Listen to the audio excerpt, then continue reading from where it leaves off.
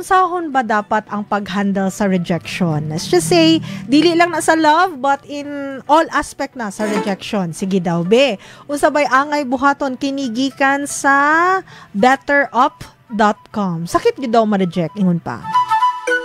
Sa imong friend, maybe hiring manager, potential romantic partner, sakit siya.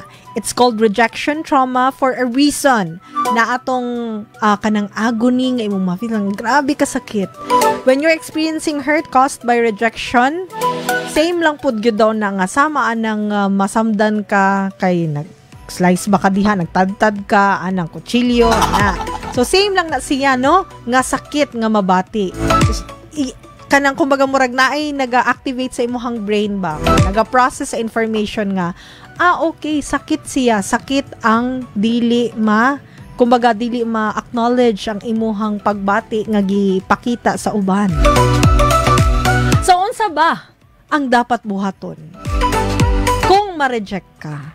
Gani number 1, you have to recognize nga part lang yun ang rejection sa kinabuhi. Dili all the time sugton ka sa imong ginapanguyaban, dili all the time madawat ka sa trabaho nga imong gi-applyan. Some things are not meant to be, and rejection can lead to positive change. It means maningkamot pa ka, mag-take pa ka og risk, imong biyaan imong comfort zone, and if you're living a life free of rejection, na ay something wrong diha. Kanang murag tanan-tanan okay kaayo. So na ay murag dapat pa i-correct sa imuha. Pero okay ra na ha. So first nato hinumdumon is rejection is part of life. Kini number 2. Kailangan lang nimo dawaton ang nahitabo, okay? The worst way to cope with rejection is to deny it. May kang ay wala ko niya gisugot kay naa siya lang nagustuhan pero dili tungod kay wala siya nakagusto. No, ayaw na i-deny ang imuhang gibati. You acknowledge it nga okay, so na sakitan ko sa gibuhat niya kay nagpakita mo gud siya motibo. Abi pud gyud nako nakagusto siya nako pero ang ending wala gyud di ay. Number 3, you process your emotion.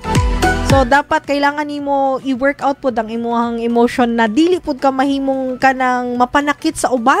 Kinabay uban mag-revenge. Bantay lang yun. Yang ending nahimo na kang bitter. So, anatong likayan. So, i-process sa imong emotion na sakitan ka. Okay, next, ana. Number 4, treat yourself with compassion. Ayaw ka ng harsh sa imong kaugaling umingon dayon. Dapat okay lang ka. Ay, sige, hilak diha. Dapat ba ingon ang lalaki pag muhilak mo ingon dayon, weak manggod ka, weak. Dili ha, ang kung muhilak ang usa ka tao, it doesn't mean that you're weak.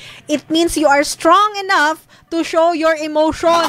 Tama na nang ginaingon nila nga ang lalaki muhilak kay kanang kapayason inana o dili na siya tinuod mga kasama kay lalaki is also a human person and they are also kanang they feel hurt, they feel happiness, they feel na. So dapat normal lang na if ever muhilak man sila. Kani number 5, stay healthy.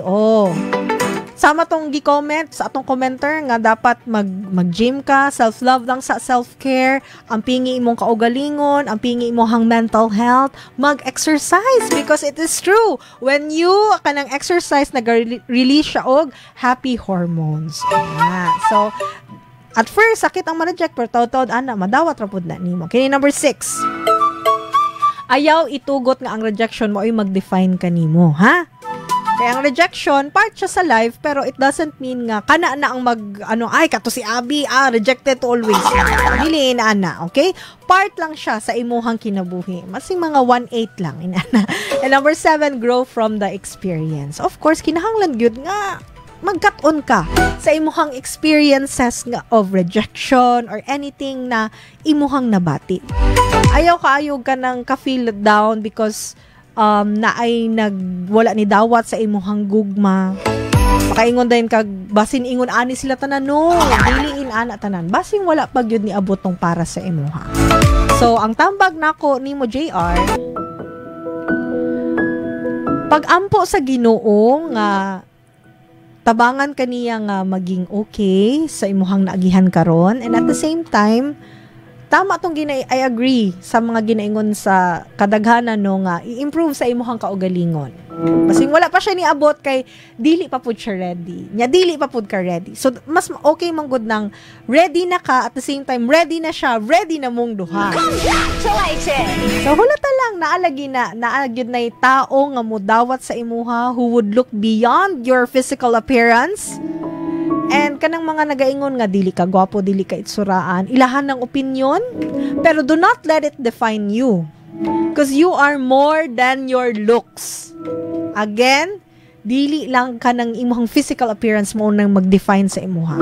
But imuhang character, on how you treat other people, on how you take care of yourself. So, sa mga na-reject diha, part lang na sa life ha, but it will not define you. Tambagi Kubi.